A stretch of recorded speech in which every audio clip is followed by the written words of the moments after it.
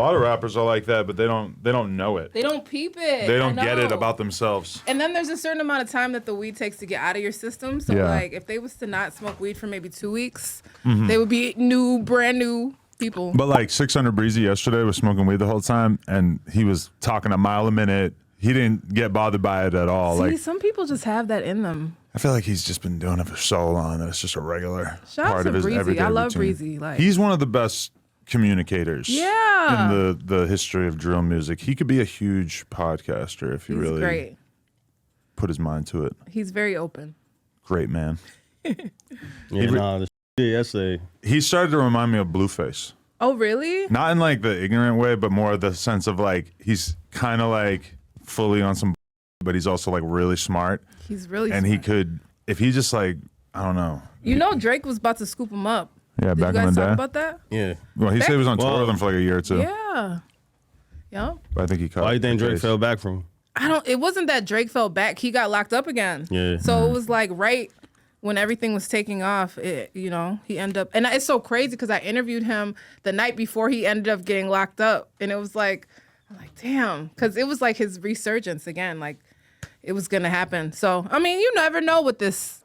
It could still happen. It's got to be weird to be in the position of like just really hanging out with a rapper that hard, because it's like if Drake was taking Breezy on tour and like a year and having him in his house and having him in the studio, and it's dope as, but it's also kind of like if you don't really have a role, how long are you going to be doing that for? How long is that going to be interesting before you're kind of like, well, I kind of want to focus on my own, even if my own is a lot smaller than being a part of like the biggest artist, you know? Yeah. I think he would have been able to put out his music and continue to grow, I think. But I think it could still happen. I feel like with like the age that we live in, I wouldn't put anything past, who knows? He could swoop back around and come scooping. The thing is like how big could Breezy get as just being a street artist? It's kind of like at this point in the game, you kind of need to like have something else to you to make you like a really big thing, like Blueface with the reality show, or I don't know. It's just like, I don't know if Breezy's potential is just doing music. I feel like his potential could be bigger than that. Well, you know what's crazy? I was just having this conversation. I feel like at this point, you need to have a storyline, and it's for better or for worse, it's a popularity contest, and I hate that. It is what it is.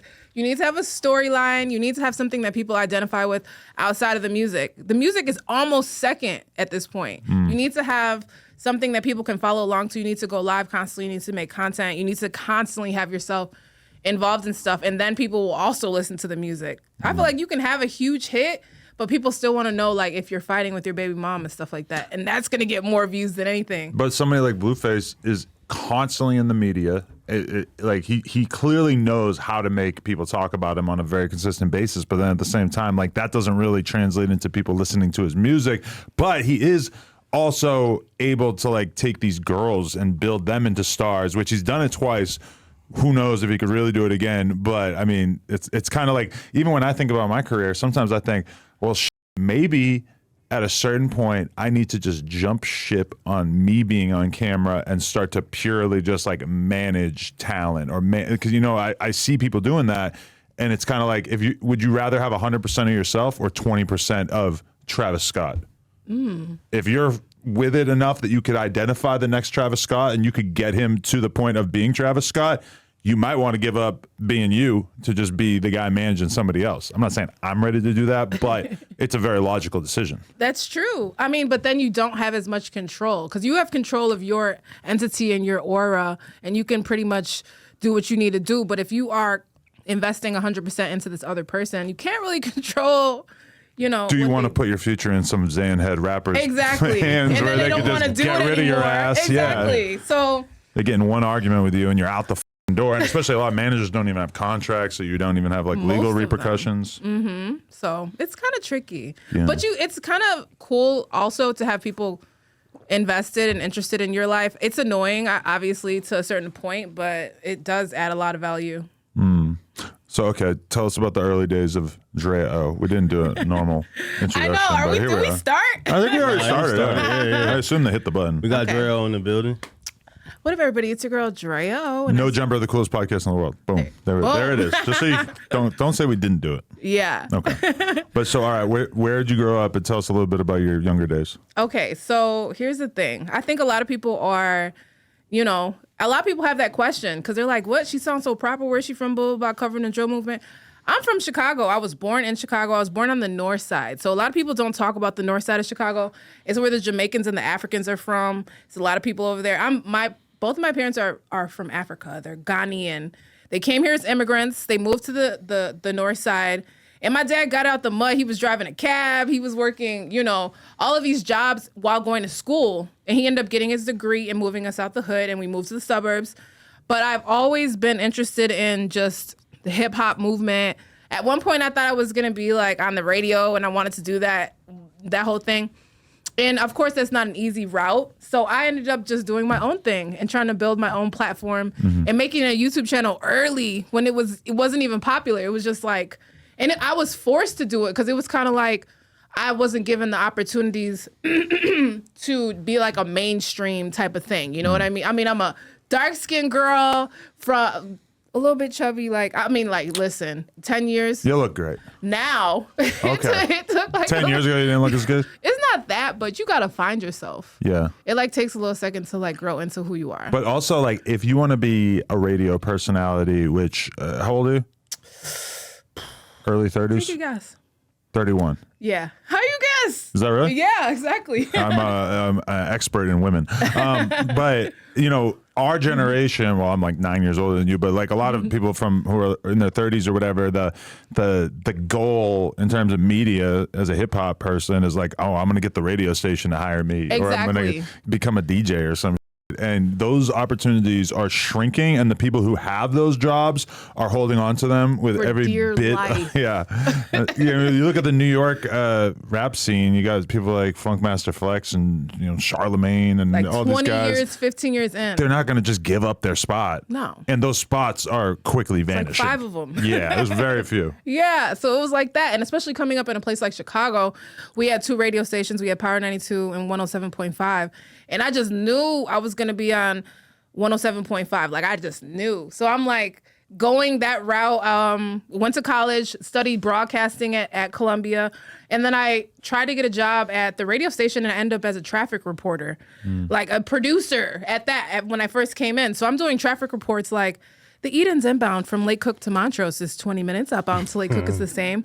The Kennedy, there's a stall on the right shoulder you should be aware of. It's going to take 20 minutes. I'm doing that with 50-year-olds, and I'm 23 or whatever, and I'm just oh my God, sad. Are you thankful to have the job, or are you bummed 100%. But you're bummed because this isn't the content you want to do? My first job out of college was at iHeartMedia, so I can't really complain, but I was a traffic reporter.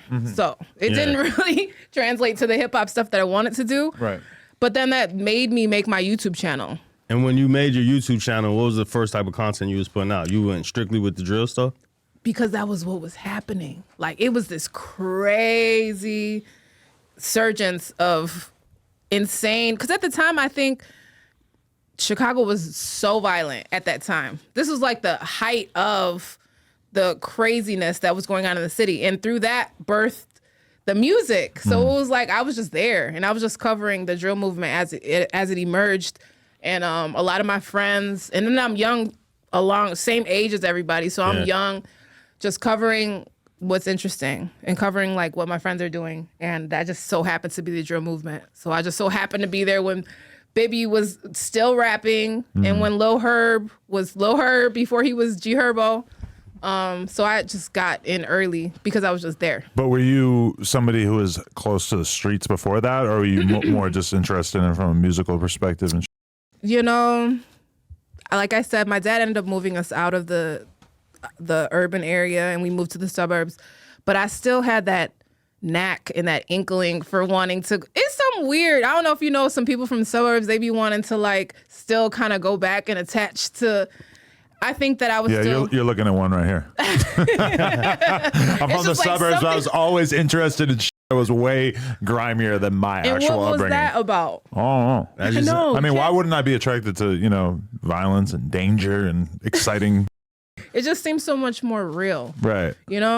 So I think just being around it and being and you know indulging in it with people that I knew, it just naturally attracted me back to that kind of thing. And that was the hottest thing in the city before the whole world caught on to it.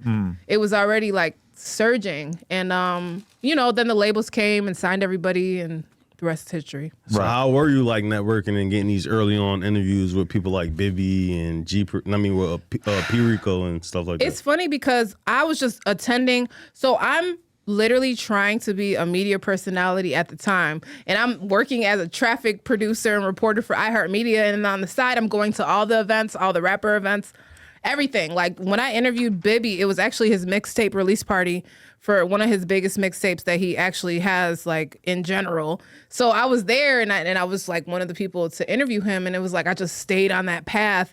And I realized it early on. I'm like, wow, even though the world hasn't caught on yet, I did a P. Rico interview before he went to jail, like, way long ago, and it got over 100,000. And I'm like, dude, nobody is peeping this yet. But I'm already, you know, locked into it. So I just kind of like stayed on that lane because it was just naturally interesting to me. So. And at this time, while you're covering it, is the Warren Chirac Academics is doing it too as well? Yes. And you know what's funny about that? A lot of us were kind of like, who is this guy? Like we were all really trying to figure out if he was from Chicago, how he knew people. Like that was like the main question. Cause I think everyone was kind of tapped into it. Mm-hmm. Listening from the city, because he was just really animated. He had nicknames for everybody. And I think everyone was kind of trying to figure out who he was and how he knew everything. But at the same time, it was so serious. And it was such a, like, I could tell that he probably didn't live in Chicago because you could never make light of what was going on. It was not funny. People were dying by the dozens. Like, that was just the most intense time for Chicago. People were dying. People were getting murdered. And it was nothing funny about it, especially if you live there. It was dangerous. So it's not something that I would ever get on YouTube and call anybody the Chirac Wolverine. Like, these are real people that I know. So it kind of like takes an outsider to have like a lighthearted perspective on it. Exactly. And that's how we knew he kind of wasn't from Chicago. Like, shout out to academics, like, no diss, but I think that just living in Chicago, being there, it was too real to ever joke about. There's people dying constantly. So, but even just talking about it in general, if you were just some kid from O Block making YouTube videos, I mean, you would have been very much in trouble. Like, exactly. There's just be so much you couldn't say, and people would be mad at you for even just talking about it in general. And realistically, you probably would have got beat up or killed or who knows what. So, do you think that you had it easier with you being a female doing it? Because at the same time, you had people like Zach TV and all these other bloggers who were probably having a hard time doing it. Did you come across any problems as a female that was doing it early on? That's a good question. I think for me, I think there's just the energy that I gave off and just being able to connect with people on a real level. I've never had an issue. Never. Like I've never, everyone's always respected me. I've always respected people. I've never had an issue. I've never been pressed. And I've been around every rapper from both sides, like from 600 Breezy to Duty Low. I've interviewed everybody from Mama Duck to Cash, FBG Cash. I've been on both sides and no one's ever, like, I've been cool. Everything's been cool. I think it's the energy you bring, really. You do have a respectable energy. Thank you. You don't have thought energy, to be honest. But like you're telling me, I want to talk about that too. But you never had a rapper try to grab your ass, feel up on you, nothing like that even? Oh, okay. That you're used to. All right. Well, it's funny that you say that because honestly, my whole thing is like I love the sexy reds, I love the young Miamis, and I think there's room for everybody, but I really want to be another example of like somebody that other like young girls can look up to that's just different. I'm smart, I like books, I'm a journalist, I went to school, I went to Columbia, I got my degree in broadcasting, I love hood niggas. I love drill rap. Wait, but you date hood dudes? Not necessarily. I think that it just depends on who you gravitate towards, but I'm not objected to it. Like, I think I like covering different things that other people aren't necessarily talking about. Mm-hmm. I can go to CNN and I can also go to Truth Teller. You see what I'm saying? Yeah. I have a hard time imagining you dating a guy that's like down to do a drive-by. Just feels like you probably have a little bit too much sense. I mean, be just dealing with that, right? Yeah. There was a video where FBG Cash said he hit. Oh my God. So you know what's funny about that? That wasn't an immediate no. First of all, I love Cash. Shout out to Cash. Rest in peace, Cash. But you know, it's funny because I talked to Cash about that certain situation for like hours. Like I used to talk to him about all kinds of things, and we used to have like really deep conversations because I'm like, every single rapper that I would end up interviewing, the comments would be like, oh, what did you guys do off? Blah, blah, blah. And I'm like, why do they always say that? Like, what is it? So me and him had a whole conversation about that. And then him being the funny troll kind of guy he is, then he went on live and like laughed about it and tried to pretend like it was more than it was, but no. Like, I mean, yeah, he was obviously he said he hit Angela Yee too. Exactly. So you know he was such joking. a troll in general. Remember him talking about like he said Lil Durk told him to go to the Vaughn Memorial and take photos there and shit like that. Yeah. Like and like I don't know. I probably should have like rejected it more when he said that during the interview, but he was always on some trolling. He was trolling. He was funny. He was always like making you laugh and making you step out of your comfort zone. So he would always do that to me, like put me on the spot, try to make me step out of my comfort zone. And I appreciate that because sometimes I'm like so rigid and like too rigid. So he would just try to make me step out of my comfort zone. It was like me and him literally had a conversation about that for like an hour and a half. And I'm like, oh, these comments everybody always say. And then he went on live like, And just did. I'm like, I can't believe you just did. But it was like an inside joke and it was funny to us. So. Wait till you post a photo with me. Read the comments. Exactly. Just exactly. Wait. Yeah. Do people do we that could to jump you? in front of it right now by making a joke out of it, but it's gonna be a million comments of like, I know she's gonna be on Plug Talk. You know? Exactly. Yeah. Do people do that to you? Oh, for sure. Anytime I take a photo with a girl, I know that's coming. Yeah. Because I was watching the Amber interview. Did they say that? I feel like all the fans know that Amber Rose is too good to f me, so I didn't really see a lot of that, but probably they would want that to happen, I guess. I would love for that to happen. That's a great idea. Actually, let me ask you a question. Here we go. Because like with the content, what do you do when somebody tells you to take something down? Like, how do you assess that? When they're like, you done did a 3-hour interview. You thought you were respectful. You sat down, you talked to them. Everything was cool. And then you put it up and they're like, take that down. What do you do? 3-hour interview. Why am I taking it down? Like, what's the reason? What is the thing that you didn't anticipate before this came out that you now are upset about? To me, that just shows no respect.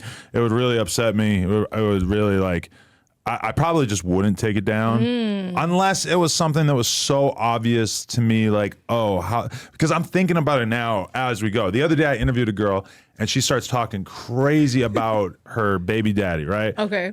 But she's also like, she's saying his name and where he works. And to me, it's like, it sounds like he's a private citizen. Like he's not like a celebrity. Civilian? He's just a regular fucking dude. And I really didn't like the idea of like, oh, is this guy's gonna have a bunch of people emailing the front desk where he works and telling them this girl's talking crazy about him? Now, same situation. If she's saying that about a rapper, I mean, that's a public figure. Like, you know what you're getting into. So I believe the dude's name. I don't know how much it would make a difference, but you know, I try to anticipate that kind of shit. If somebody says something that's obviously going to get them locked up or whatever, I'm going to be thinking about that and probably make a note of it before we even get into it. But yeah, taking a whole 3-hour interview down, probably not. It's probably not happening. I know, and that's the thing. I think that sometimes happens. you got to stand on business. Exactly. Because that has been you, I'm guessing. Because with you being from Chicago, I'm pretty sure there's been some interviews where like, yo, take this part out. I was incriminating myself. 100%. I mean, I'll give you an example of one that I really did take down because it was a dire situation. I did an interview with Duty Low and we ended up talking about the situation that he was in with the girl that lied. Right. Yeah. And we went into detail about that and they're still in litigation. So I ended up dropping it. He just won. I don't know if they're still in litigation. Yeah. Seems good. I mean, dude, I always believed him. Like it was just a really bad situation. And the accusations were so bizarre. It's just like, weird. Am I supposed to really believe you're this fucking weird, bro? Like, I don't think so. The screw. Yeah, I'm not going for it. Just a lot. Yeah. But in that situation, we talked about that, and they were still in litigation, and we put it out. And at the time, you know, it could have messed up his situation. So that was one that I retracted. But if it's something that you just like ended up saying something that you didn't like in the back end, it's like, dude, don't. You know, the one that would piss me off is when Crip Mac wanted me to delete shit that would be like him talking about a girl. And then obviously they break up like 24 hours later, and he's like, take out this, and this about this girl. And I'm like, bro, like, what the fuck? Like, It's like why are you trying to erase this? Like, you have tons of videos on your channel of you with this girl. Why are you trying to act like it didn't happen? Like, I found that shit really annoying. it's kind of rude too, because it's like you not respecting like. I would never go on somebody's podcast and ask them to delete something that I willingly talked about. It's like completely foreign to me. Why would I do that? I'm thinking the whole time as I'm talking about what I want to be out there. Like, I don't know. But some people just, they get caught up in the moment. And you feel bad too, because some people are fucking knuckleheads straight off the block. Crazy shit. And they haven't thought about what it's like to be on camera. And, you know, if they're incriminating themselves, it can be very compelling to delete stuff because nobody wants to be the reason somebody gets locked up. Exactly. You know? Yeah, But That's also different. it's so unrealistic to think that the cops are going to lock you up because of something you said in an interview most of the time. But like there are things here and there where you're like, yeah, I could see how that would be bad. You know? Yeah, I guess it's case by case, right? Yeah. So early on, I think you were one of the first people I seen to grab Tuka's mom and actually do an interview with her. Correct? Yeah. How did you? Listen, we pulled that interview and that topic out the mud. Like that came out of absolutely nowhere because and I want to give a huge shout out to FBG Duck's mom, Sheena, Lashina Weekly. Shout out Mama Duck. Yeah, shout out Mama Duck. I love Mama Duck. And I just want to say this, like, she's probably the strongest person I've ever met. The amount of things that she went through and that she's gone through in her life, Oh, for sure. she has been able to withstand so many storms, and she's done an amazing job with a cheerful spirit and a good heart. The amount of things that she's been through, I don't know if you guys know. I mean, I'm sure you know. Like, even for just losing her son, who was a rising superstar, FBG Duck, just to have that happen, and now she's going through the trial. It's just she's dealt with so much, and I just hate any kind of Mama Duck slander, only because she's dealt with so much. Like, why do you guys want to keep making her, like, I think we should just send her prayers and just give her, you know, as much grace as we can. Because imagine losing your son, 2 sons. And she lost like infants and like house fires That's and what I'm shit saying. like that. That was like, whoa, you've really seen some of the worst things that you could possibly see in life. She's been through so much. She's like I said, she's like the strongest person that I've ever met. I'm like, I can't even believe that you have been through all of this and you're still standing and you're still able to talk about everything and go through everything. It's just, so I just like to, you know, try to just give her as much grace as possible. And She introduced you to Tuka's mom? yes, so honestly, it's so funny. I ended up interviewing Mama Duck before everything, before all of this happened. I think me and her might have sat down maybe a couple weeks after FBG Duck actually got killed. So I was one of her first interviews, and after we did that, she was like, I want to bring the mothers together. I want to bring mothers from both sides, and I want to stop this violence. So she was the first person to try to create peace. Push the peace. Yeah, to push. Mama Duck was the first person to push the peace, and she asked me to help her. So it was like, she was like, my friend is Tuka's mom. I'm like, Tuka, you know what I mean? And she was like, and I got this mom, and I want to bring everybody together. And I did the round table, right? And we did the round table. So we brought Tuka's mom, her, Ray Ray's mom, which is another kid that ended up dying. And we all sat around the table and we just talked. And that was the first time in 10 years that Tuka's mom ever got the opportunity to talk about how she was just so upset that everybody was smoking on Tuka. And everybody was smoking on Tuka. Like, do you remember? Yeah, no, it was like, a huge trend. It was crazy. Nationwide. A lot of people who didn't even know what the fuck they were talking about. You know. It was like intense. So she's a mom and she's just at home hearing this, seeing this, and she's just tired and she's outraged. So it was all Sheena's idea. It was all Mama Duck's idea, and I just really helped her. I brought everything together, and we all sat down, and we interviewed each mom separately first. So we have Tuka's mom, and she was pregnant at the time. So everybody in the comments like, why you didn't give her a seat? She's pregnant. Dude, it was like a 5-minute separate interview first, and then we all sat down at the table, and she just cried her heart out, and it just broke my heart, and I didn't even know it was gonna go like that. Like, she started crying. And I was just like, oh my God, this is really going to be something. But I didn't know it was going to go as viral as it went completely viral to the point where all these other outlets came in and kind of like tried to duplicate what we did. which is cool. I think, you know, like I said, the only thing that was annoying about that is just like, when we do something in Chicago, we're still trying to build ourselves as a media hub. So it's like, acknowledge the people that did it first. That's from Chicago. That's from Chicago, and try to pour it back in some way, but it didn't happen like that. But it's okay. I think that I wasn't really looking for anything from it. I was just trying to help tell the story, and it did that. So it was amazing. That's the crazy thing. If you're like a smaller media company these days, is that you could do dope content, and a lot of times it's going to get kind of copied by bigger platforms like me and Remo over here, No Jumper, or realistically that shit is going to get clipped. Like there was a podcast the other day with fucking Joe Smith and his wife who started the OnlyFans. And they both walked out of the same podcast, and the clip was super viral on Twitter. And I went and found it on YouTube and had like 50K. So this shit has, 100 million views across Twitter and Instagram and TikTok and shit. And such a small percentage actually went and watched the video, which that's tough. Like when I started doing podcasts, that wasn't really a thing. People weren't just clipping shit and putting it all over Twitter and every other social network. So it's kind of even harder now to really get a thing going. It is. It's really hard. And like, I know certain outlets kind of copyright their shit and try to like make sure that they watch it. Do you copyright your stuff? Like, do you let smaller outlets use your clips? We don't let like YouTube channels post full, versions of our shit. But like in terms of Instagram, we're not looking for that. But I know Vlad is all over it.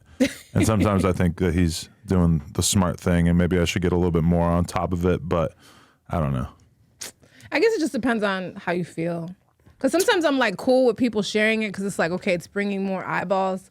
But then if it gets crazy and you're missing out on monetization to pour back into your own, then it gets a little tricky. Because like the difference between fair use and copyright infringement is basically like, is this basically a duplicate? Like, is this going to stop people from going to my content? And my thing is like, if you want, like even the Chicago Wave, they asked me one time like, how much are you cool with us posting? And I was like, if you want to do a 60-second clip instead of like a 5-minute clip, I would appreciate it. Just do like a shorter version of it, and maybe don't do every single interesting thing that we talked about in the podcast. Maybe pick a couple of them out because like, I appreciate you drawing attention to it.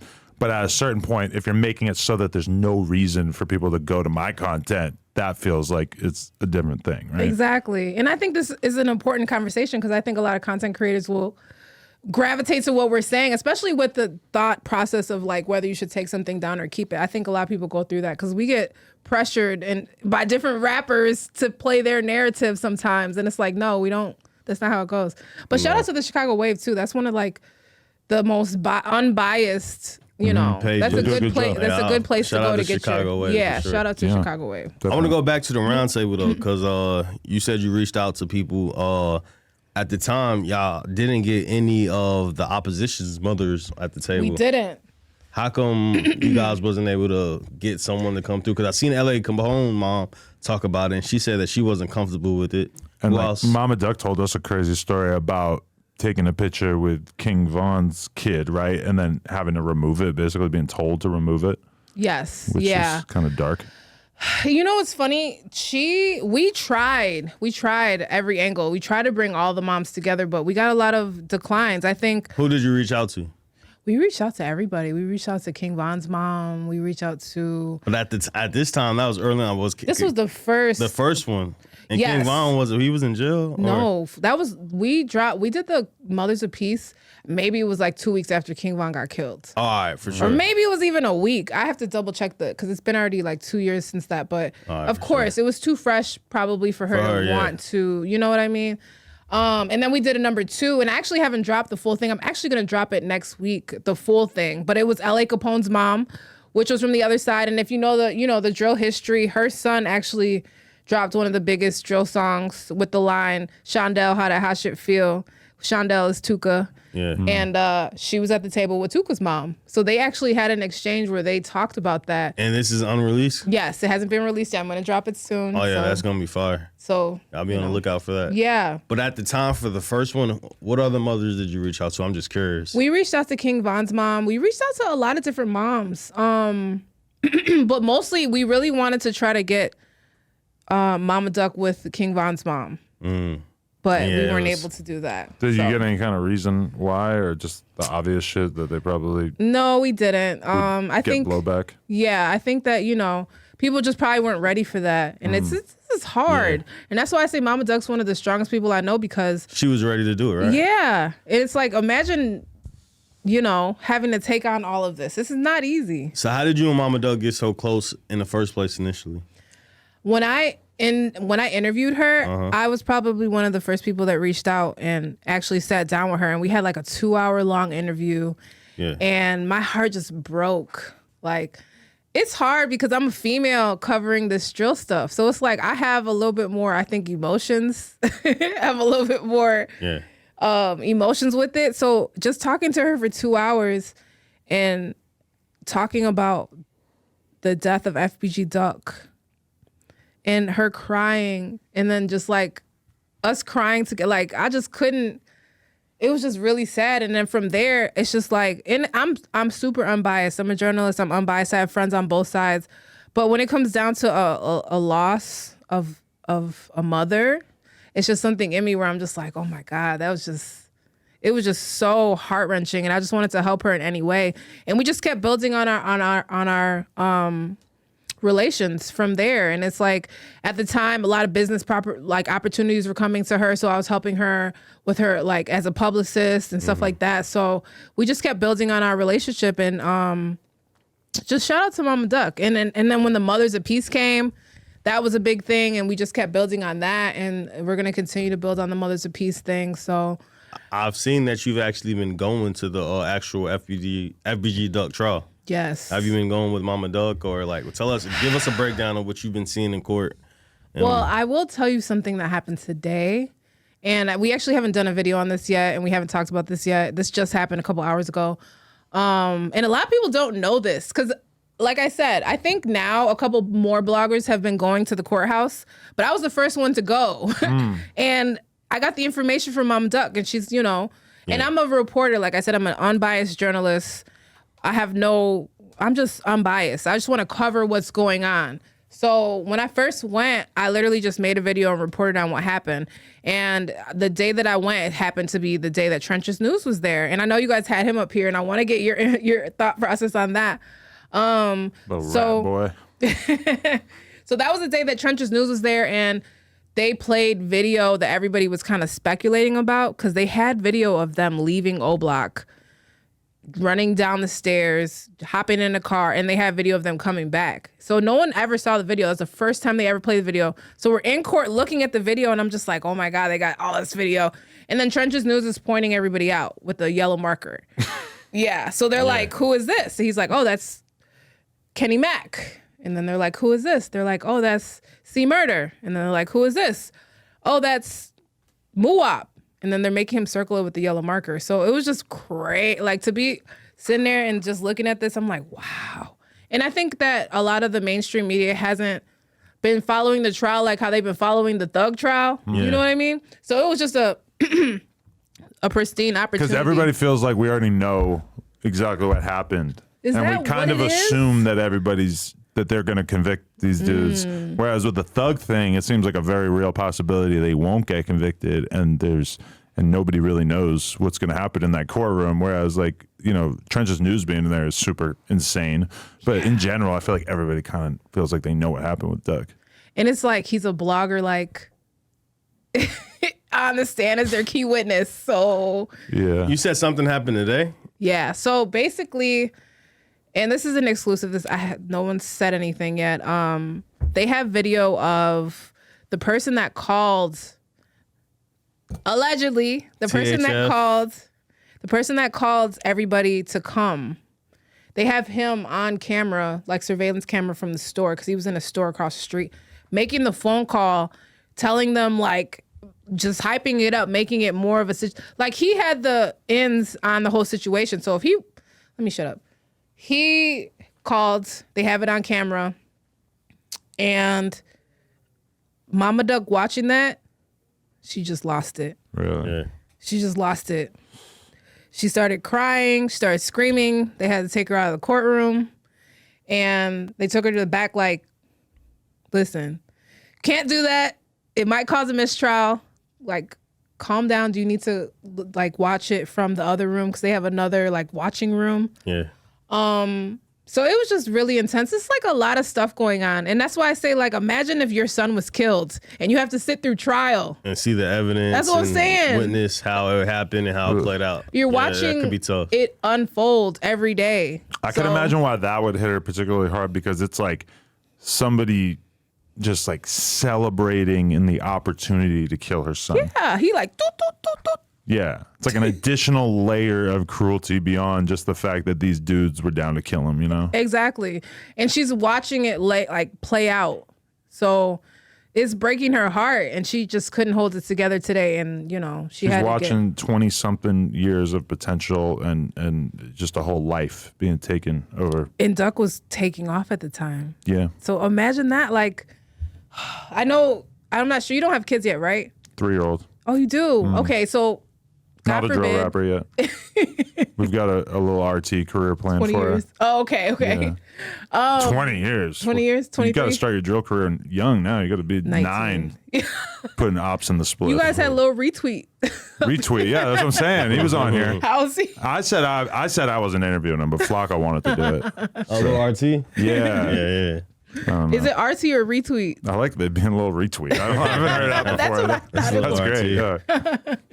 So yeah, her having to just deal with that is a lot. So I give her grace. And it's like, I hate when people try to come at her. Leave her alone. She's been through too much. Did you actually see Butter on the stand? They say Butter was on I the stand didn't. too. I actually I had prior engagements in New York. I live in New York, so All right. but I'm from Chicago, and I still have I still come there and have a little spot there, so I come back and forth. But I didn't go there at that time. was And that a thank thing? God, because I heard a bunch of bloggers were up there causing mayhem. Really?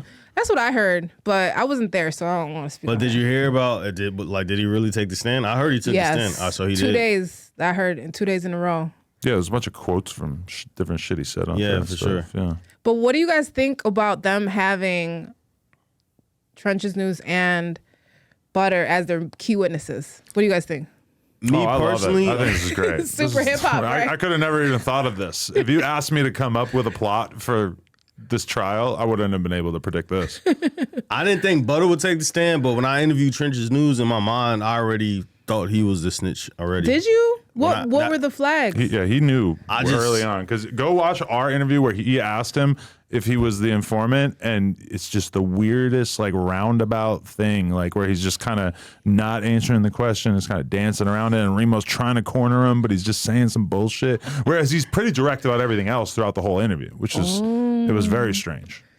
Yeah, people tell me shit, and then from just the questions I asked him early on in the interview, and he never gave me a direct answer. So then when I asked him again to end the video off, it kind of just confirmed to me, like, all right, yeah, you did it. Because if anybody else, you would have just been like, nah, I didn't do it. Like, and for him just to just not say it, I was like, oh yeah, you did it. Yeah, Actually, his homeboy, C Hood, hit me up, said he wants to come on here because he was lying to C Hood the whole time, and C Hood had no clue that he was the informant. Shout out C Hood. Shout out C, and you know he shout C Hood out in every video. intro. Wow. But he didn't, not recently. The last few videos he did, he hasn't shouted out C Hood. And I also seen where you said that the judge told Trenches News not to make any videos. Oh yeah, But he's back making videos. because he's done. So like all they let him off now so he could make videos because he's done. So during the time where he was on the stand, they were like, listen, you can literally throw this case if you get on YouTube and you make any videos. You can't do any interviews. They wanted somebody to trail him and make sure that he didn't do anything before, because it was like a Thursday that he had his first testimony, and then he had to come back again on Monday. So there was all these days in between, Yeah, where he and they can- were scared that he was about to, because he be making content. Yeah. For sure. And they actually acknowledged the fact that he makes content and it's popular. Like they were talking about it in the courtroom. So Probably got some subs from that. I noticed that our clips with him talking about that surged in views. Like a lot of people were searching for it. and the crazy thing is, like, I'd never said anything bad about Trenches because he's been nothing but like nice. Like he ain't ever did nothing to me. Yeah. But it's like, you know, the whole situation is just really crazy and it's really intense. I mean, he dissed us right as soon as he did the interview, and then dissed us right afterwards. What So did it's he Trenches say? News K. Fuck y'all. No, I mean, I don't care. But, you know, it couldn't have happened to a nicer guy. What did he say? Just he regret doing it. He's like, a whole lot of that interview was weak as fuck. Yeah. You know, I don't know Really? why I went up there. I wish I didn't go up there. Like, I don't know what. Like, you literally do videos in your fucking basement, like in your I room. just think like, what are you talking about? He don't like how it was titled or whatever. Oh, But okay. how do you how do you feel? Like, are you with snitching or against snitching? With you? Listen, Because like, all right, at the end of the day, you're friends with Mama Duck. So you want her to get justice for her son, but then you come from Chicago where it's this don't snitch shit. that's So a it's really like- good. That's a really good question because honestly, I'm gonna tell you the truth and I'm gonna be 100% honest. Keep it 100. I'm gonna keep it 100, Keep it 1,000. a actually. thousand, a Yeah. million. Okay? Whoa. All right, for sure. Keep it a Google. A Google. Okay. Just working in this environment and studying all of these stories and interviewing all these people, dude, nobody is innocent. It's been murders on each side. This person did this person got back at this person Yeah. got back.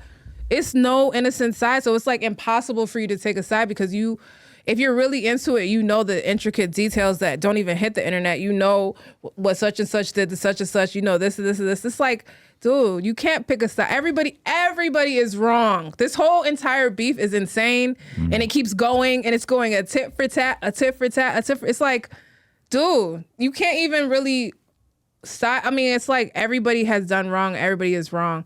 And I think that this was just such the ultimate, like, this was the most unnecessary. Everybody was taking off. Duck was taking off. Moab was doing his music thing. King Von was doing his music thing. Dirk is who Dirk is. Like, everybody was taking off. So it was kind of like, why? Like, to me, I feel like it was just so unnecessary. And I just don't think, it was just so, like, Duck should have been here.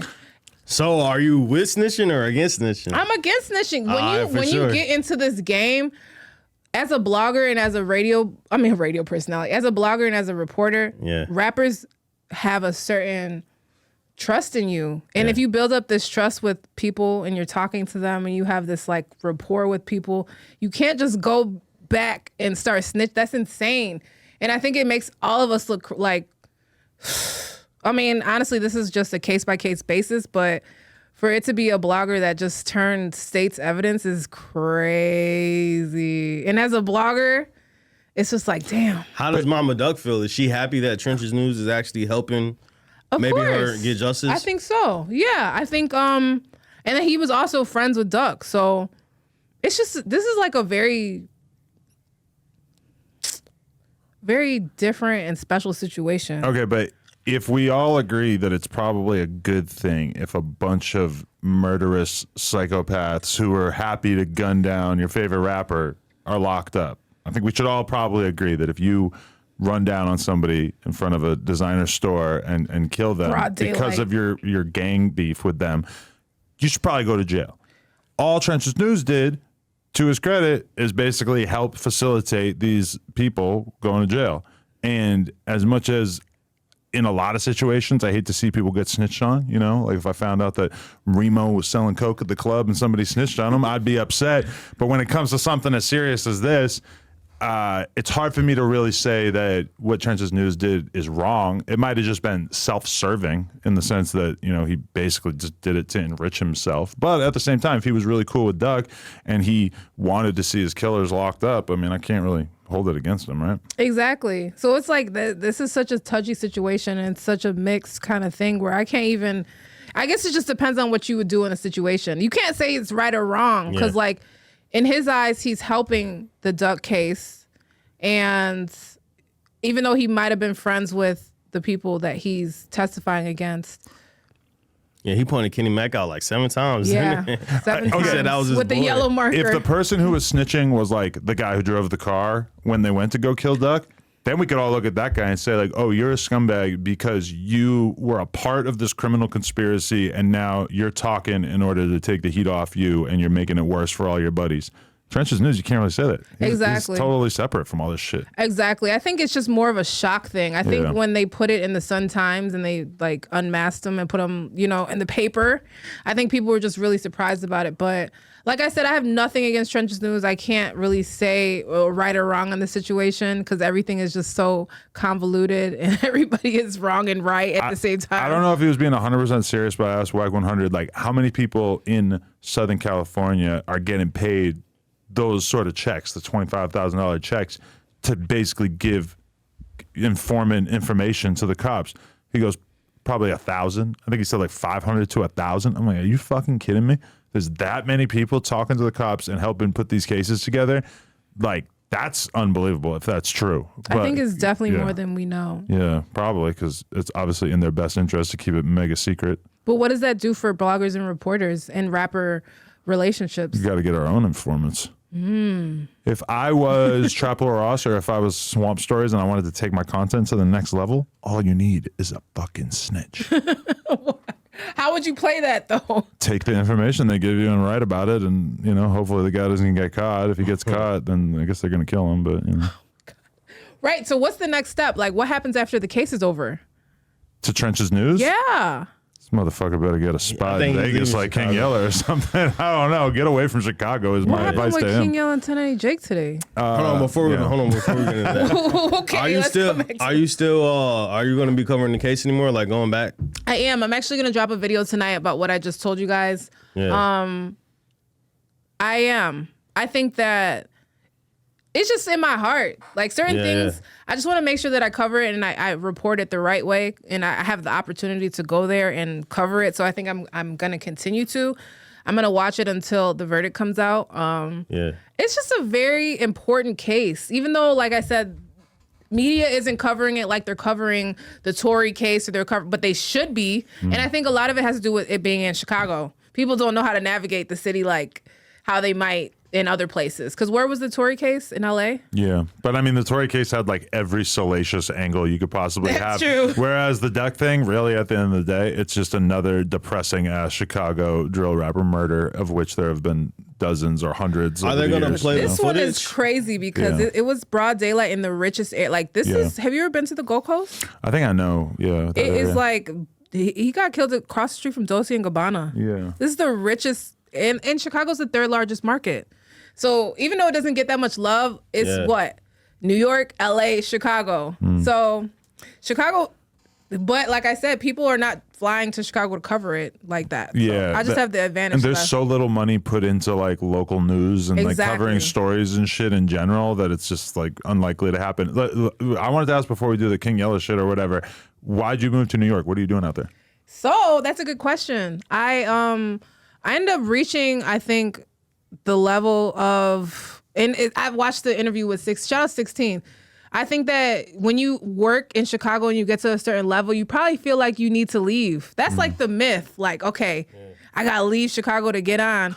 And I think that I've had a little bit of that. I just always wanted to live in New York, and I always had that love for it. So I worked at iHeartMedia as a traffic reporter for 4 years. And I finally realized that I was never going to be on WGCI, and I wasn't going to get that to that point. So I was just really trying to leave, and I wanted to go to New York for some reason. It was just like in my heart, I wanted to go to New York. And I ended up just taking every opportunity that I could. So there was a radio personality that I used to obsess over. I just used to love him, and he's a legend. I don't know if I want to say the name, but the you'll name. probably get it. No. Like, Star? hell no. What, it went bad Not or hell something? no, but why don't you want to give him any attention? No, it's not even that. It's more about like the way that it went down, because I ended up not. Should I say this? And Air I'm it gonna out. fucking Let's get regret it. spicy. You won't regret it. Think about what people It's like. your story. People watch baddies. I know. What is that about? I don't know, but I'm saying people like drama. I watched one episode of Baddies and it really fucked me up. I learned everything about baddies from Instagram, so I know about Rolly. I paid for Zeus. And Oh, so did far, I you? watched one episode of Baddies. Yeah. It's kind of like Bad Girls Club back in the day. Yeah, but I never watched that. Did you? Didn't? Okay. Because I used to watch the original Natalie Young when I was like too young to watch that. Okay, who hurt you? See, it wasn't even a hurt situation. Basically, I just really wanted to move to New York. Like, I was so dedicated, and I really wanted to move to New York. I got to the height of working at iHeartMedia for 4 years as a traffic producer and reporter. And I just really wanted to leave Chicago. So I was trying to take every opportunity I could. And I ended up printing out my resume and going to this like event where this legendary radio personality was. And I was like, I'm going to give him my resume. I'm going to, you know what I mean? Fun flex. Nope. I will say. And I went there and I gave him and I tried to like talk to him, he paid me dust. He was just, so I was like sad. I'm like, oh, and I was leaving and I gave it to somebody that was working the cameras. I was like, can you just give him this? And tell him like, I want to move to New York and I'm already kind of established here. And at the time I was already interviewing Bibby and Herb and everybody in Chicago. So I'm already working I'm already in the Chicago mix and I'm already working at iHeartMedia and everything's cool and I wanted to leave. And I ended up giving it to his manager, his program director. Yeah. And like he called me 3 weeks later and was like, wow, your resume is great. If you really want to move to New York, you can help me build this social media video thing that we're doing. Because that was at the beginning of all the video when people were just starting to do video. So I was like, bet. In 2 weeks, I put my apartment up. I sold all my stuff. I packed my car up, and I drove a Nissan Altima to New York by myself. It took me 21 hours. It was supposed to be 14. It took me 20 by myself. I found my apartment on Craigslist. Yeah. And I moved out there, and he really ended up giving me like a part-time job, and that's how I got out the mud. Like I literally started working and just helping him shoot videos, and then in between, he would let me do interviews, and that was at SiriusXM. So DJ Sway. Shout out to Reggie Hawkins. He ended up just helping me establish myself in New York at the beginning. So Sway is Reggie Hawkins? No. The Sway was Reggie was the program director at okay. Sirius You're still not XM telling at us the time. who the on-camera personality was. Because I never ended up connecting with him. Oh. But you had a part-time job, but I ended up helping like the video stuff at Hip Hop Nation Sirius XM, like helping them shoot their videos, and then in between I was doing like interviews. Mm-hmm. So I ended up interviewing a whole bunch of people up there. Like I did Meek Mill, Boosie, all kinds of different people. And I literally, like I said, I packed up all my stuff and drove to New York from Chicago. So it was like taking those big opportunities. Yeah. And I really just kept taking those big opportunities. And then I was doing that for 2 years. And then I ended up meeting some people that knew Diddy. Because you ended up on Revolt. Yes. And that's how I ended up at Revolt. How do you feel about working for Diddy now? With all the allegation he has. You ever go to a party? You know what? I've been to hella parties. Oh, Shut up. I'm not lying. You got a story to tell? I do. But you know what? Not it's now. not about Diddy. It's not about Diddy. I do got a bunch of If stories. you could laugh about it, then it's probably a good story. Because it seems as if there's a bunch of people who aren't really laughing about it. That's true. Yeah. And okay, I will tell you, I'm going to tell you the honest to God truth. Like, I'm going to tell you, this is my truth. And I can't speak about anybody else, but this is my truth. Working for Revolt TV and working for Diddy for 2 years was absolutely life-changing. Like, it was the best experience I've ever had. It was the best job I've ever had. I learned excellence through him. And I can't really speak on all the negative stuff because my personal experience with Diddy and working at Revolt TV was the best. That was the best job I've ever had. It was the best time of my life. I had the best time of my life. I learned so much. He let us do anything. You just had to stand on it. So if you did something and it ended up being a flop or it wasn't good, you had to stand on it. But if you did something and it was good, you got all the praise. And But it was Diddy like, was really involved with Revolt? Like, yes. Really? At the time he was. We had meetings where he was sitting at the head of the table. And I have like footage of it where he was just really there. He wasn't always involved. Like, obviously we had people that were in between. There's a lot of, rap personalities that get involved with media companies, and then it really kind of like, what do you think Nas is doing at Mass Appeal? I'm assuming not a lot. Right. And it was like, there were certain times where he wasn't attached, but like when I was there, it would be like he would be at the office and they would let us know, like, Diddy's coming next week. Make sure you're dressed right. You can't drink like anything besides his water. It was only tequila, like his brand. We only could drink Ciroc, like that. Because, like, to be fair to Diddy, like, even if he does have this dark side to him or whatever, I mean, obviously there's something about him that has kept him successful as fuck in the music business for like 30 years now.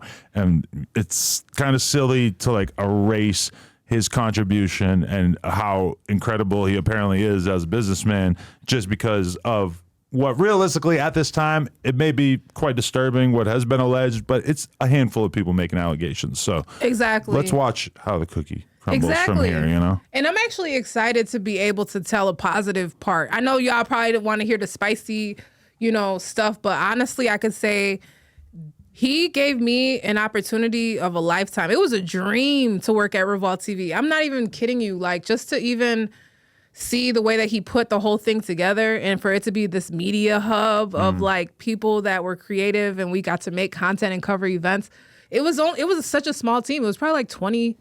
It was so small in the New York office. And I ran their social media and I got to do interviews, I got to write articles, and I got to do anything. You just had to stand on it. So if it flopped, you were out of there. There's a lot of people that got fired. It was very cutthroat. I learned perfection. I learned how to make use with nothing because it wasn't glamorous. Like we didn't get paid anything crazy. But if you were an ambitious person, you made something out of nothing, and that was me. I came from Chicago on the north side. So I was ready, like somebody that moved from Chicago in their Altima that drove by themselves to get a job like that and to work for Diddy. I was like running out the park, and I got to do one of the biggest interviews that's on Revolt TV YouTube right now. It has like 4.5 million, and this was my childhood friend, this girl that I grew up with. She ended up catching HIV in Atlanta. She met this guy. She caught HIV in Atlanta. And he lied to her about a whole bunch of stuff, and she caught HIV, and then she found out that he was just like spreading it. He was a booty goon. He might have been. I think when we look back on it, I think she kind of came to the realization that he might have been kind of like dibbling and dabbling in the booty. I mean, if you're in Atlanta and you have AIDS, it seems like a pretty decent, decent chance. Well, I learned that AIDS is the evolution. It starts off as HIV, then. Okay. Yeah. So she's still in good health. She's doing all right. She's okay because now I think that the medical, like you're okay, like you can live. I think she might even be 0. I have to do an update with her actually because it has 4.5. It became like a cult classic on the Revolt TV YouTube channel. But that was just like my childhood friend, and they authorized me to do that and funded me to do that, and it became something big. So how'd your time at Revolt come to an end? That's a good question. I'm gonna tell you a story off the camera because I feel like I signed NDAs. I can't tell that story, but NDAs are very hard to enforce. Are they? And realistically, you probably don't have enough money that they're gonna sue you and try to take whatever you have. It would cost a lot more legal wise for them to try to get whatever out of you. Really? Well, I'm not gonna push you too hard, but yeah, realistically, yeah. So there was 2 offices. There's the New York office and there's the LA office. And I will say that it was very competitive. Like it was a constant competition between both of the offices. Like it would be like, who's doing better? Who's doing, you know what I mean? So it came down to a money thing. Diddy was investing in a whole different show at the time. And I don't know if you guys remember, there was a show called State of the Culture. Oh yeah, I remember. Joe Budden thing. I was almost on that show. Shut up. Yeah. What was going to be your role? White guy that sat on the couch and got picked on by Scotty Beam, realistically.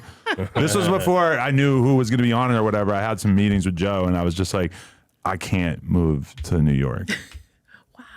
Yeah. Yeah, I mean, so they blew the budget. Like that show was huge. Like they spent so much money on that show. Yeah. So it was that overproduced too. Well, and it never got you that said big. it. I won't say anything.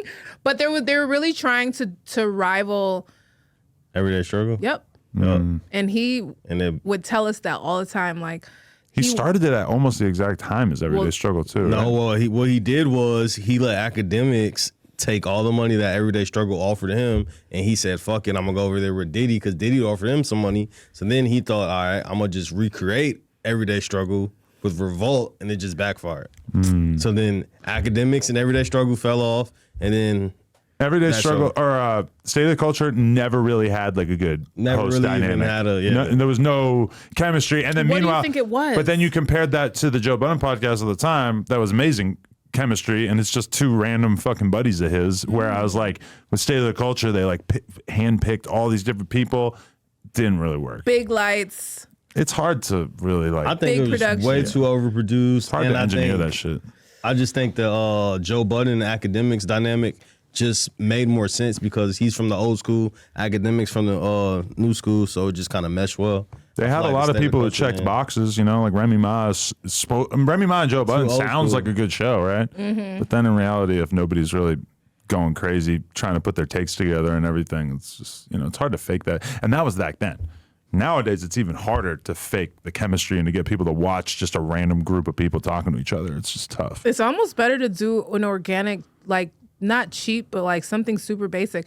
Sometimes I think stuff that's too overproduced is not like, doesn't work. Because if we go to TikTok and think about it, a mom in her kitchen making a video can get 1 million views, and something that's super overproduced will not perform. Academics' opinions about the culture go more viral than anybody, and it's literally him in a fucking basement. room, shitty ass little camera. Yeah. It's like the worst quality shit. And then You can even hardly see him. And Joe Budden's the other person who consistently goes viral for his opinions, and it's like it's a nice nice space that they're in, but it's still a bunch of people sitting on a couch. Like, what fucking production do you really need? You know? Exactly. So I think sometimes less is more. Don't they say that? Yeah. Yeah. Oh, they definitely said that. So you went from iHeartMedia to Revolt, and then you're still currently at Complex? I am. So, okay, let me, so yeah, their focus ended up really being on state of the culture. And like I said, there was 2 offices and then this big, huge show with a big, huge budget. And like, we were always in competition with each other. So long story short, they ended up shutting the New York office down. So boom. Because of COVID or because of what? No, this was before COVID. Oh, okay. All right. It was just more of they just had more of their attention on the State of the Culture show. And that was like a big production with celebrity budgets and payroll. But wasn't that shot in New York? So why shut down the New York offices? It actually, I'm not sure if they shot, I think maybe it was shot in New York, yeah. Yeah, But for sure. I think that just having a lot of people on payroll at the time probably wasn't conducive to having, and then having all these big celebrities on this big show. And it's also like, this Remy was a Ma took the time budget. in which Revolt and Complex or whoever were experimenting with building out podcasts and paying a bunch of money to big name, performers to have on there and stuff. And realistically, I mean, Everyday Struggle wasn't profitable. There's absolutely no way State of the Culture was profitable. It's like when the holy grail is to make a show that gets like 300K on YouTube every week or whatever. I mean, that's it's going to cost you a lot to like engineer that. And unless you get big advertisers, and a lot of hip hop content is not advertiser friendly. Right. And then they were airing the show on the TV station. And TV. Well, that's another revenue stream. It might have made it more valuable to them. Yeah. Yeah. So they ended up shutting down the New York office. So that's basically what happened. They shut down the New York office. They, centralized everything to New York. And the people that were left producing the show were in a WeWorks. So it was pretty much like the end of the New York. And Diddy lived in LA. So And you don't see hardly- Complex or Revolt trying to do that shit anymore so I don't much, know, right? like you said, I don't know if It's hard to make it work. I don't know if it's profitable. Yeah.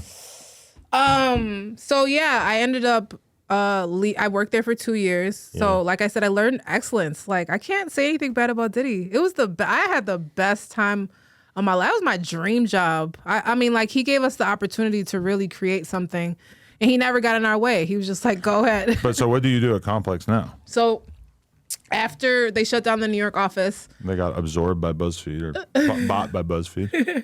I moved over to Complex. So I started working at Complex right after I left Revolt TV. And like I said, I would have never had those opportunities if it wasn't for Diddy. So it's hard for me to see all of this stuff because obviously, it's all in the media and stuff like that. But I'd be like, he gave me the opportunity. Dark-skinned African girl from the north side of Chicago. He gave me the opportunity to make something bigger, and I did that. And so I moved over to Complex, and I've been there for 5 years. It's gonna be 5 years in January. What's the state of Complex? See, and I can't really speak too much on that because I'm still there. Yeah. So I can't really speak too much. Yeah. I don't want to get you in trouble, so I won't get into it. But doesn't seem like things are at the best stage that they've ever been in. But we're kind of seeing that's just a reality check for media, is that you can't just cut huge fucking checks to all these different people and put shows together and put it on YouTube and have it be a successful business model. Yeah, well, what I can say, I've been there. I've been there for 5 years. I do the news, so like the social media, the news page, Complex News. I'm like the Complex News digital editor, and it's been great. Like it's been really cool to just learn from people that have these big shows like JLP with sneaker shopping, and it's just cool to see all of that and to see like the possibilities of what it could be. So it's been really. eye-opening and great for me to just learn and work at a place like that. It's coming up on 5 years, like I said. What's his name? Joe LaPuma? Yeah. So we were just watching it with Youngboy, and it's pretty funny because it's like a 10-minute video, and in the very beginning of the video, Youngboy basically says, like, you talking too much, like fully shuts him up. And then by the end of it, he's fucking with him, and he's like, you're the only person I ever watch me record like this. It's fucking kind of weird. Yeah. And he's like one of the hardest working people in the business. Really? Yeah. They got to be constantly moving around to get the content for shows like that, huh? Yes. That's one thing like Sean Evans told me. He's like, The hot one. it's like for him, it's not like me where I can interview a million different people in a week. It's like, no, they are off and hunting down the celebrities that they want because they only really fuck with like huge stars. Yeah, I would definitely say it's been continuous steps up. Like watching them, they operate on a higher level, like big stars, big budgets.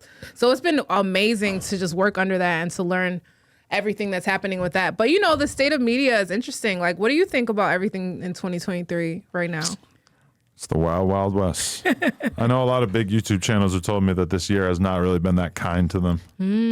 Views might be down a little bit. There's just so much competition. We're doing all right, but it's also like, in my mind, how will we be doing in 2 years? I don't know. It really could go either way. It feels like overall the number of revenue streams and opportunities we have available are getting better, but then the audience is being splintered between a million different possible things. Like there's probably people who watched No Jumper a couple years ago that at some point started watching fucking Cameron and Mace talk about sports, and they retired from watching No Jumper because they had something that was like more applicable to their personality, you know, because now you're like, if I was into sports, I would probably be like removing other podcasts from my weekly media diet to watch that shit because those are dudes that were gods to me when I was a kid, you know? So I don't know. It's a very interesting media landscape for sure. What did you think about our media list of the top media personalities in hip hop? The complex one? She helped do that. She got 19. I think I was like 18, maybe 16, something like that. I forget. I don't know. It was No, all right. we just went over 19. it. Oh, okay. It was 19. Was it yeah. 19? Okay. Dude, but Adam, you're very important. Like, and Nobody wants to I told her that acknowledge list was capped though. well, you know, it's always drama. Yeah. Like they try to mix it up and make it drama, but I will feel say like there were some people above me on that list that it is unthinkable to suggest that they are more important than me. And there's also people who I saw below me that to me, it's unthinkable that they would be below me. So I don't know. But I mean, hey, it's up to everybody. Everybody has a different vision of who's important. So I didn't really comment too much on where I got placed. I don't think you said anything. I'm happy to be in there at all, I guess. You know, whatever. You're important, Adam. But I don't really focus on other people's opinions of me that much. I try to stay out of that whole game. Because the more hyper conscious you are of how people think of you, I don't think that's a good thing for your content. Do you read the comments? I read a lot of comments on our Do shit. you? Yeah, I try not to. I feel like the comments will make you like, maybe I shouldn't have wore that. My girl will be like, what are you laughing at? And I'll be in bed just reading the comments on the new Whack 100 podcast, just sitting there laughing my ass off, just remembering little things that I thought were funny on the podcast through other people laughing at them in the comments. So please, by all means, do that on here. Because I do read it a lot more than I probably should. I try not to read the comments just to try to stay inspired, and because they'll try to drag you. And Yeah. I don't want to see that. It's gonna make me like overthink wearing ones, and they'll be like, "Why she got ones on?" Like just stupid stuff. You know what I mean? Yeah, especially as a woman, where they're gonna make a huge part of it your looks, or they're gonna like, you know, there's a lot of stuff that guys could do that gets treated as normal, and if a girl does it, then it's just like you're a piece of shit. And yeah, just like how I interview every drill rapper, and they say that we messed around like as soon as the interview was done. Right. That's just like normal in the comments, like, oh, Like the Cash shit. yeah, and then he built. But speaking of Cash, you had like one of the last, I think between you, Truth Teller might have had the last one, but you and Adam too. Like actually, y'all were the last few people to interview FBG Cash. And in that interview, he did like some foreshadowing of like his death. Like he kind of like talked about it. Like how was that for you when you go back and listen to that one? For me, I think that was probably one of the hardest And it still is really hard. Like when I think about it. And it's just hard for me because I think they still haven't solved the case and they haven't given any public updates about anything. And it's just like I still walk around Chicago. I still go to Jewel. I'm at Baba's again all the time, you know? So it's like I people might know who I am, but I might not know who they are. And it's like, so I just really, I'm really careful about what I say about it until they finally solve the case. But do you feel like he was set up by a girl? And I haven't spoke on this. You know, I put out that interview a year ago and then I just turned the computer off. I didn't want to see anything. I didn't want to talk about it. I didn't want to build on it because it was just so heartbreaking to me. Like the way that whole entire thing happened, it just broke my heart because my love for Cash was so deep. Like I love Cash. And we built such a dope rapport. Have you ever built a rapport with a rapper where you're just like, I actually, you know what? I like you. And you could come back and we could keep talking. I feel like you and J-Man kind of like that. Fuck him. Really? No, I'm just kidding. But yeah, for sure. Like there'll be times where you're like, oh, I thought I was just going to be interviewing you, but it kind of feels like we're friends now. Yeah. Maybe we should work on this. That's exactly what happened with me and Cash. So we just started being friends and we started making a lot of content together. We did a lot of interviews and right before he died, so we actually did this really long podcast of like 2 hours where we were just in Chicago talking and laughing. We talked till the camera died. Like it was just amazing. And long story short, the camera guy ended up losing the footage. The worst thing ever. Listen, but long story short, the good thing is we recorded the audio separate. Do you record your audio separate from your camera? Well, actually, yeah, we do. Oh, so that's why I got the video out with the audio, because I heard that one too. That's why we have the audio, but we don't have the video. The camera guy ended up, I guess, dropping his hard drive and he lost the whole interview. But we had the audio separate and I had the audio. So I'm like, So I tell Cash like, da, da, da, da. He was like, is this the ops? I'm like, no, it's not. It's just a camera guy. He lost he was like, it's fine. He's like, I'm going to LA. I'm shooting this video with Ruger. Come with me to LA. Let's do some more content. I'm like, cool. Let's do a day in the life. So we and him were planning all this content that we're going to do. And so I went to LA and this dude just signed a deal. We're going to talk about that because he came here and I want to get your opinion on that. But he just signed a deal. He picked me up from LAX in a baby blue McLaren and he was just whipping it, just driving crazy. And we ended up filming like a day in the life and we went and he shot a music video. He did a song with Ruger. Like we did this whole long day and we shot everything. And then at night we did this interview and it was like a really creepy kind of interview on the back end. But during the day, it was amazing. It was the best day. Like I've never had that much fun with an artist that I can even think of. He treated me so well. He was such a gentleman. Like Cash was the most nicest, funny, amazing person ever. And we did this really long interview. 16 was there. Billy was there. All these people were there. Yeah. And we ended up talking about death. Like I don't know how. We just ended up talking about death. And he's just like, no one's ever going to kill me. Like, I'm not never going to get caught up like that.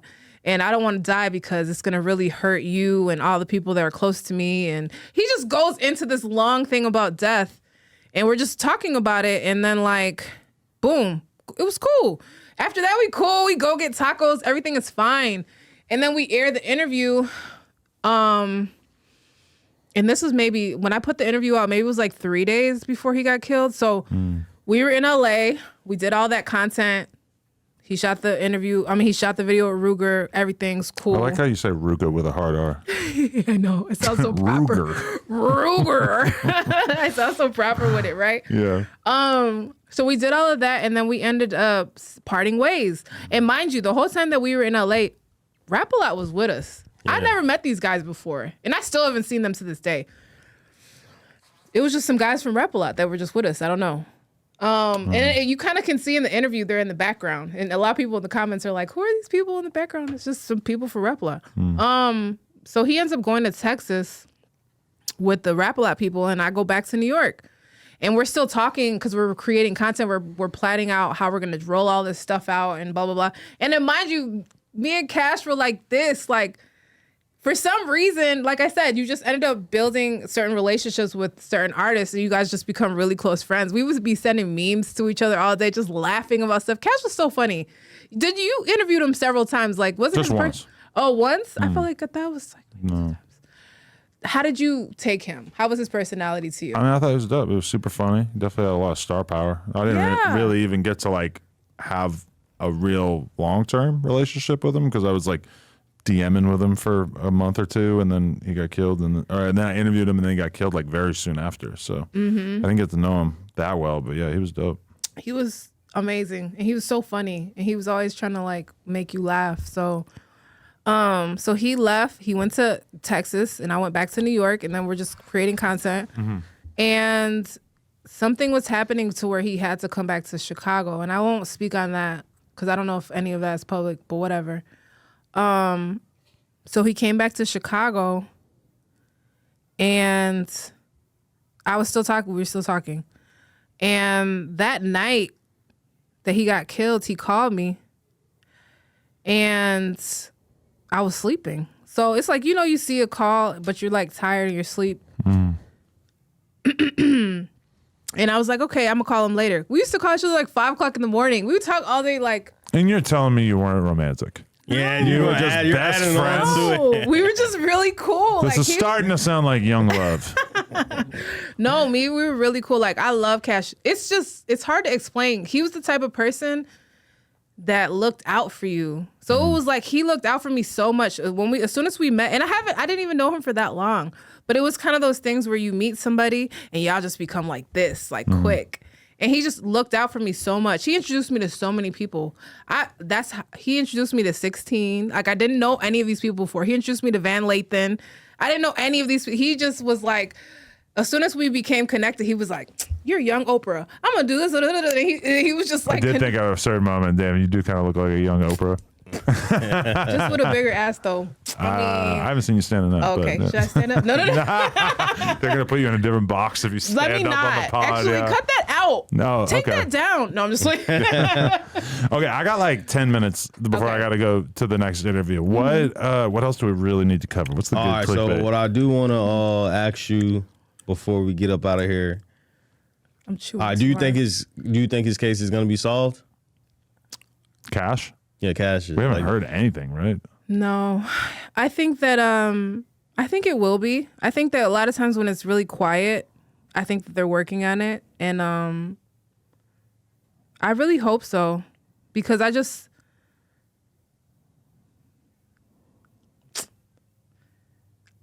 really want.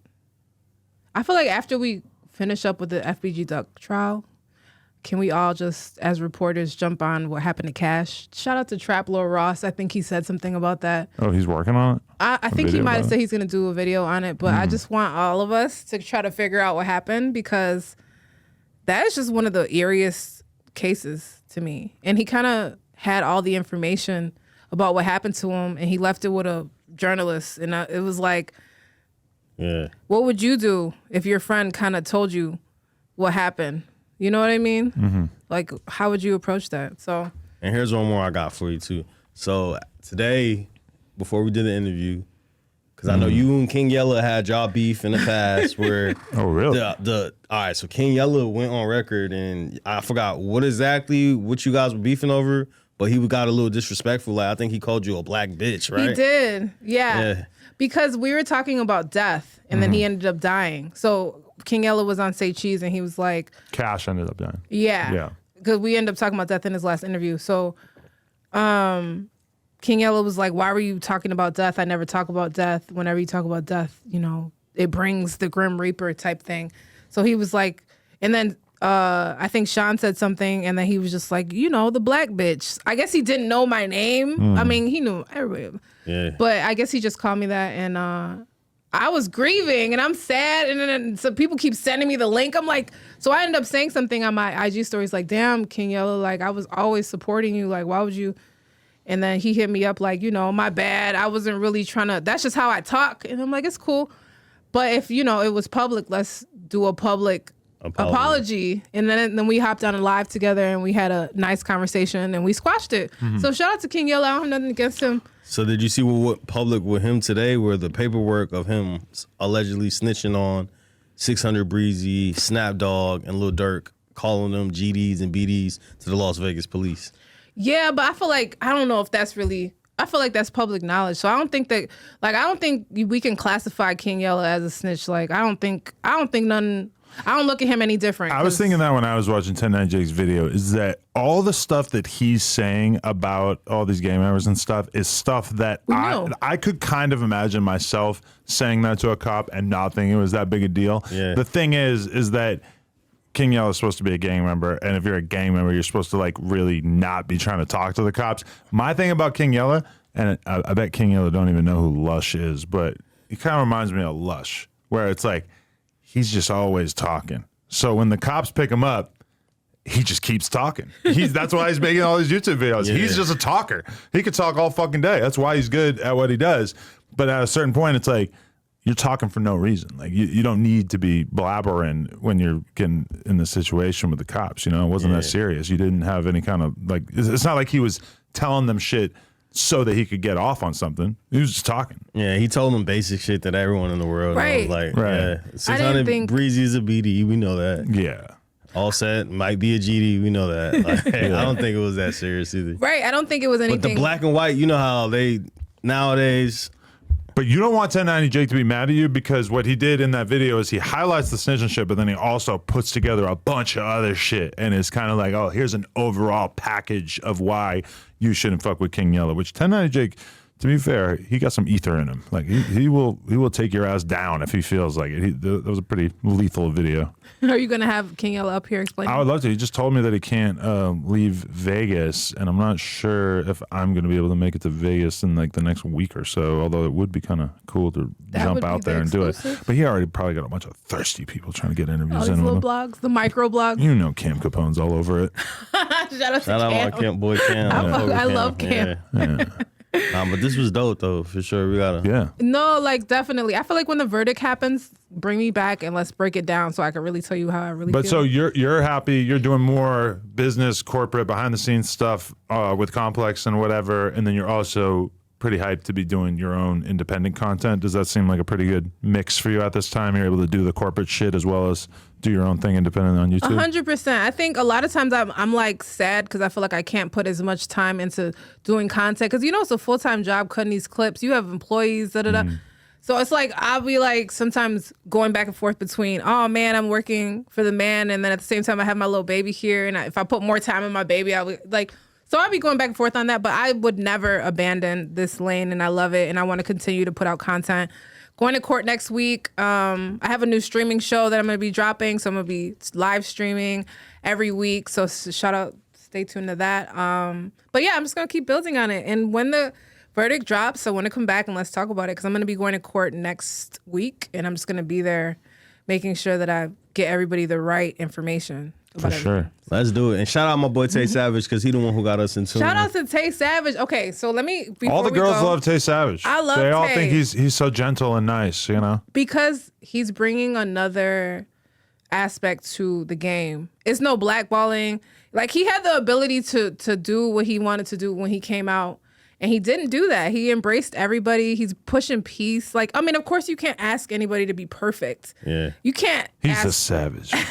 They don't call him Tay Savage for nothing. He's a the savage most motherfucker. respectable, lovable, like, nice human being ever. And Very it might nice just guy. be because I'm a female and I'm, you know. Yeah, but sometimes you might have to deal with that bias. Like Maybe. Even me, they're going to be like, oh, Adam was flirting with her. No, I'm just They're nicer. gonna say that. You're nicer to a nice young lady than you are to the average Joe off the street. I think that's fair, right? Yes, and Tay Savage is just bringing a whole new era in.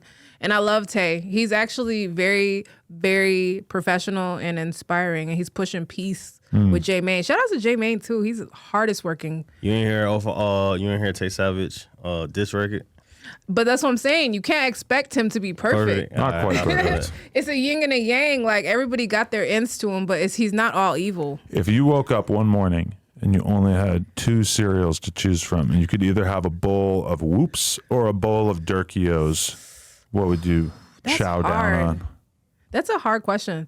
I can't mix them both No. with some oat milk. No, these two cereals don't mix. Damn. Gosh. Once- I don't know. That's a hard question. I do like Drea O's. They definitely hold the milk. They don't get too soggy. Right. But Whoops are kind of hot right now. Realistically, Lil Durk, rich as fuck, huge name in the music game. J-Mane was sleeping in a Staples parking lot a year ago. So maybe in terms of quality control, you might want to trust Lil Durk. But it's also fun to root for the underdog. Yeah. And the Whoops Let's is start there. pushing Let's peace. start there. And the Whoops is The pushing Whoops peace. represent peace, whereas Lil Durk's cereal realistically represents a whole lot of other stuff. Serial killing. I'm just talking shit. But J-Mane also used to represent those things quite a bit as well. So. No, King Von cereal was a different type of cereal. Different cereal, That yeah. was a different But kind nah, of this cereal. was dope. We need to run it back for sure. I do like Whoops. Shout out to J-Mane. Let's start there. Over whooping. Do you overwhoop? Never. Never. I never over whoop. You don't really seem like an overwhooper. Nah, I'm not an over whooper. Well, that's good to know. All right, Drea O, thank you so much for your time. Really appreciate it. Let's stay in touch. Remo, Will. thanks for setting Thank it up. you guys. For sure. Shout out my boy Tay Savage. Let's go. No out Jumper. Tay. Coolest podcast in the world. Check us out on YouTube, TikTok, Patreon, Instagram. Like, comment, and subscribe. NoJumper.com if you want Drea O. to support. Drea O. There you go. Drea O. Drea O.